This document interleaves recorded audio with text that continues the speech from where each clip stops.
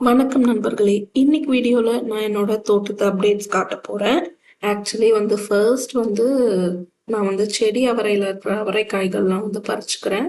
அதுக்கப்புறம் கொடி அவரையில இருக்கிற காய்களும் பறிக்க போறேன். செடி அவரையில கொஞ்சம் காய்கள் தான் இருக்கு. இது ஏன் அப்படின்னா, ஆக்சுவலி ஒரு தடவை பூ காய்கள் அதை பறிச்சாச்சு.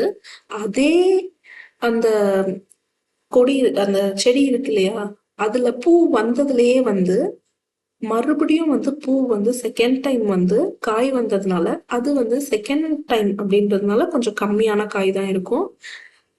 செகண்ட் டைம் மட்டும் இல்ல, மறுபடியும் கூட ஃப்ளவர்ஸ் வர சான்சஸ் இருக்கு. அதனால செடி ட்ரை ஆகுற வரைக்கும் செடியை ரிமூவ் பண்ணாதீங்க.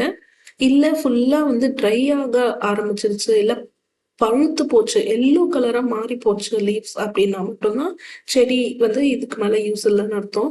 ஏன்னா நான் 3-4 டைம்ஸ் இப்போதைக்கு ப்ராட் பீன்ஸ் நட்டுட்டேன்.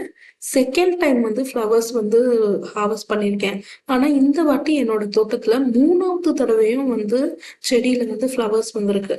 அதனால செடி மறுபடியும் ஃப்ளவர்ஸ் வர்றதுக்கு வாய்ப்பு இருக்கு. அதனால விட்டு பாருங்க. ஒரு 1 மந்த் வரைக்கும் ஃப்ளவர்ஸ் வரலன்னா அண்ட் செடி காயிற ஸ்டேஜ்ல இருந்தா மட்டும்தான் ரிமூவ் பண்ணுங்க.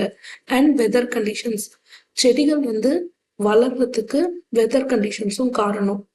ரொம்ப வெயில் அதிகமாயிடுச்சுன்னா பூக்கள் நிக்காது, அது உதிர்ந்துடும் வெயில் காரணமா. எனக்கு சம்மர் ஸ்டார்ட் ஆன பிறகு லாஸ்ட் சீசன்ல கூட நான் பார்த்தேன். சம்மர் ஸ்டார்ட் ஆன பிறகு பூக்கள் ஃபுல்லா இருந்தாலும் அது காய்களா மாறல. ஆனா எனக்கு வின்டர் இருக்கிற வரைக்கும், கூலான வெதர் இருக்கிற வரைக்கும் நல்ல பூக்கள் காய்கள் வந்தது. இந்த வாட்டியும் அப்படிதான் இருக்கும்னு நினைக்கிறேன். ஆனா என்னோட செடிகள் வின்டர்ல சூப்பரா ப்ளூம் ஆகி நல்லா சூப்பரா காய்கள் வந்திருக்கு. அந்த காய்கள் அவரைக்காய்கள் ஃபுல்லா அறுத்துட்டேன்.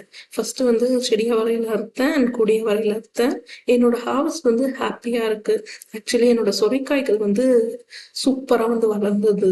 அண்ட் இந்த வாட்டி ப்ராட் பீன்ஸும் நிறைய வந்தது. ரொம்ப ஹாப்பியான ஹார்வெஸ்ட்.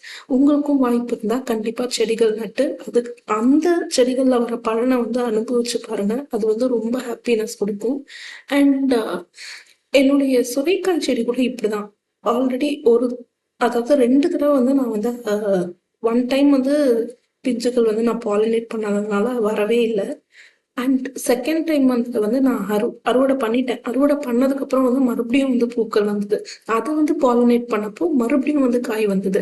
சைஸ் டிஃப்ரென்ஸா இருக்கும். சேம் ப்ராட் பீன்ஸ் செடி மாதிரியே அதுல காய்கள் கம்மியா இருக்கும். இதுல செகண்ட் டைம் வர்றது சைஸ் கம்மியா இருக்கு.